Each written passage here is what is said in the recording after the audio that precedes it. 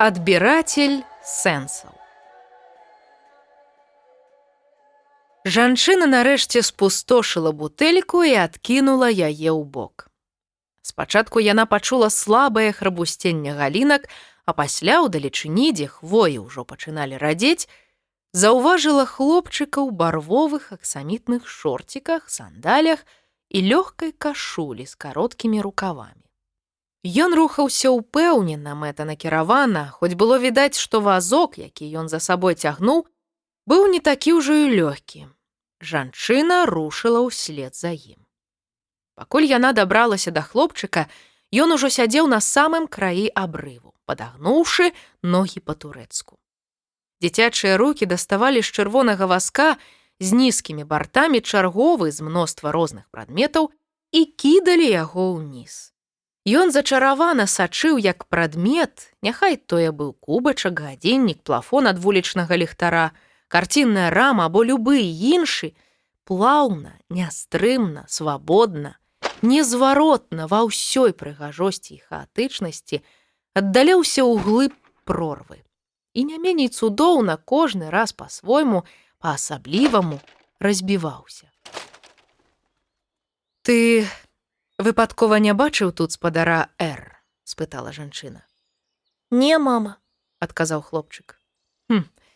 «Дзіўна», – здзівілася яна. «Ну, добра, тады яшчэ пашукаю». «Часам думаю, можа таксама вось так скокнуць уніз, бо вельмі цікава і прыгожа, напэўна». «Верагодна, будзе вельмі балюча, або ты памрэш», – выказала здагадку яна і пайшла далей. Жанчына накіравалася ў глыб лесу, а хлопчык узяў невялікую вазу і гэтаксама кінуў у цясніну. Але гэтым разам прадмет, замест таго, каб адразу разляцецца на аскепкі, трапіў унізе на вялізны акрабатычны шар і, адпружыніўшы ад яго, адскочыў на вузенькую сцяжынку на супрацьлеглым баку, ды ўжо там разбіўся.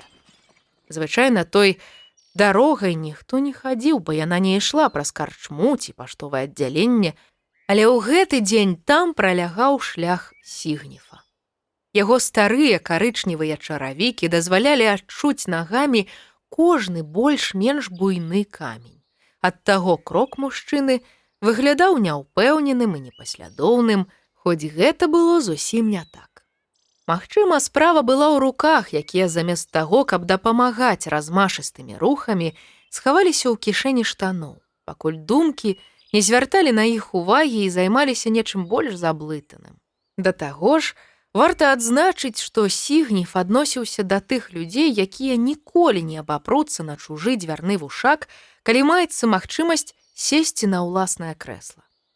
Мужчына акурат апынуўся ў тым самым месцы вузенькай сцяжынкі на супрацьлеглым баку ад хлопчыка, менавіта ў той момант, калі нехта іншы дабраўся да зусім іншага месца. Аскепкі пабітай вазы, калі мужчына іх выявіў, нагадалі Сігніфу апалае лісце з дрэваў. У здаровага чалавека яны выклікалі б асацыяцыі з мудрасцю, старасцю, грахом, глебай, цыклічнасцю ці заканамернасцю, патрыярхам, дажджом, жнівом ці, на горшы выпадак, зэдлікам на дзвюх ножках. Але мужчына, мабыць, не быў здаровы, і ў яго апалае лісце асацыявалася з восенню. А восень ён цярпець не мог. Менавіта ў гэтую пару год таму забілі яго жонку. Яшчэ маладая, вельмі прыгожая, яна ляжала на камянях ля падножжа высокай скалы. У яе галаве была дзірка. Твар пакрывалі страшнае пашкоджанне, рукі і ногі раскінуліся ў ненатуральнай паставе, а вакол разлілася лужына крыві. Праўда, можа, жанчыну і не забілі, а яна проста спатыкнулася і сама ўпала са скалы. Але ў любым разе то была жахлівая карціна. Раптоўна асацыяцыі і нечаканыя ўспаміны прывялі Сігніфа ў такі моцны шок, што ён страціў прытомнасць, упаў і стукнуўся галавой аб нешта цвёрдае. Так ён праляжаў некалькі гадзін і ў выніку спазніўся на ўласнае пакаранне смерцю. Адразу, як толькі мужчына прыйшоў у прытомнасць, то нечакана для сябе ён ужо меў прыўзняты настрой і адчуванне расслабленасці, бо справядліва палічыў, што ўжо памёр. Бо як інакш, каб нехта дазволіў сабе вось так ляжаць і нічога не рабіць, і нават нічога не думаць, проста пасярэдзіне дня, пасярэдзіне дарогі.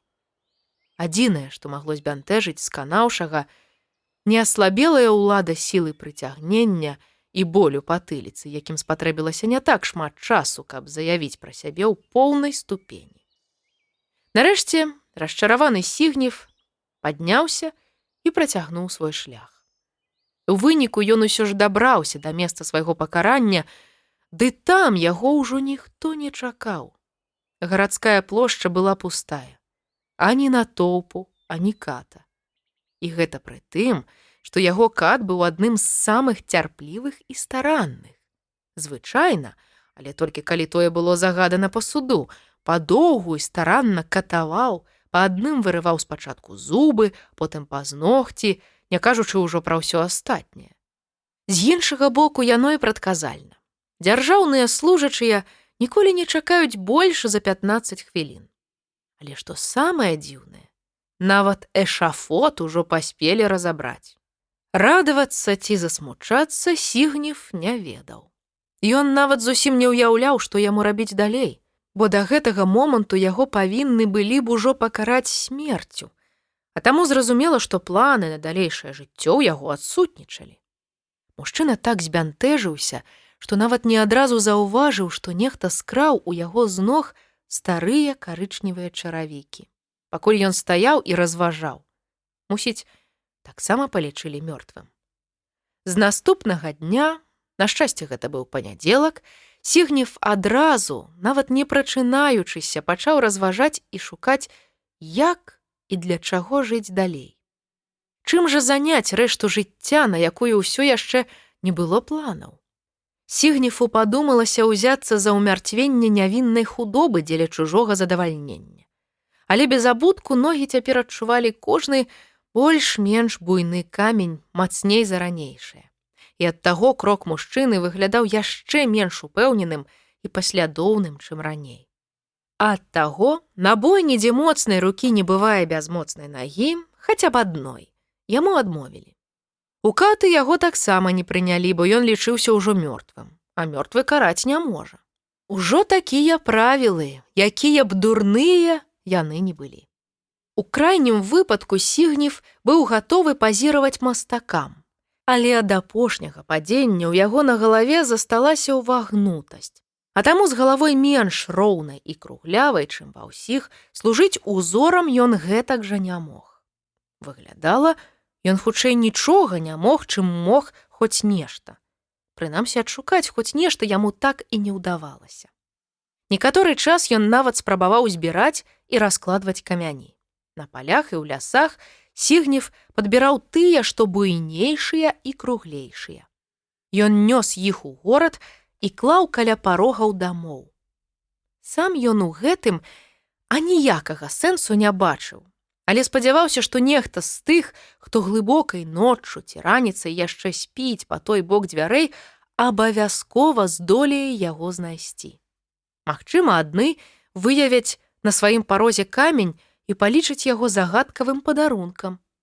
Іншыя убачаць у гэтым намёк або пагрозу і спалохаюцца, а камусьці гэта здасца таямнічым сімвалам ці знакам чагосьці невядомага.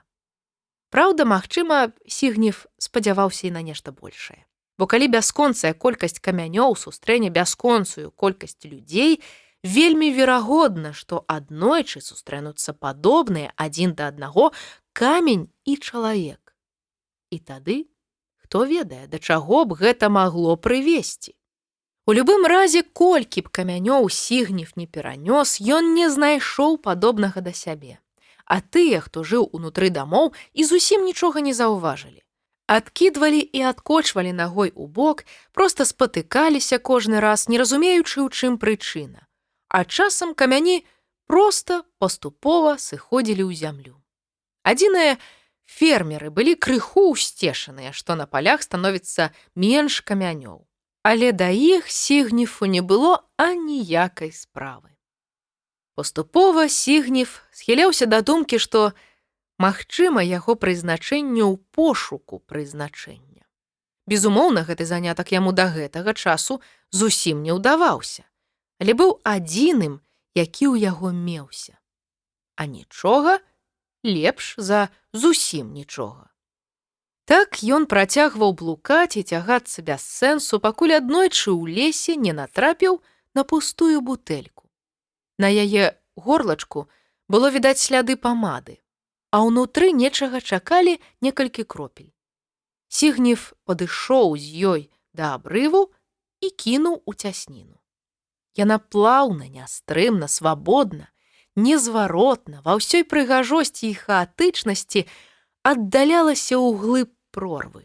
І нарэшце не меней цудоўна разляцелася на дробныя шкельцы. Цяпер яна страціла свой сэнс. Сэнс вазы ў тым, каб у яе ставілі кветкі ці ўпрыгожваць сваёй прысутнасцю хату. Але калі яе разбіць, то яна ўжо страчвае сэнс. Тое ж і з бутэлькай. І з любымі іншымі прадметамі. Так Сігніфа азарыла выснова. Раз ужо яго вымусілі шукаць сабе сэнс, то ён будзе ў адплату яго адбіраць. Ён будзе кідаць у цясніну прадмет за прадметам і адбіраць у навакольнага свету сэнс. Да таго ж, гэта прыгожа. Неўзабаве ён адшукаў невялікі чырвоны вазок з нізкімі бартамі, на якой цягнуў да абрыву ўсё новыя і новыя прадметы. Там ён кожны дзень садзіўся па-турэцку, на край і браўся за сваю справу. Аскепкі? Сігніфа перасталі палохаць аскепкі і апалае лісце, бо яны гэтаксама страцілі свой сэнс. Адбірацель сэнса. Мастацкі падкаст па тэксце Кірыла Стаселькі. Чытала Крысціна Дробыш. Подписывайтесь на подкаст на ўсіх буйных пляцоўках, каб не прапусціць новыя выпускі.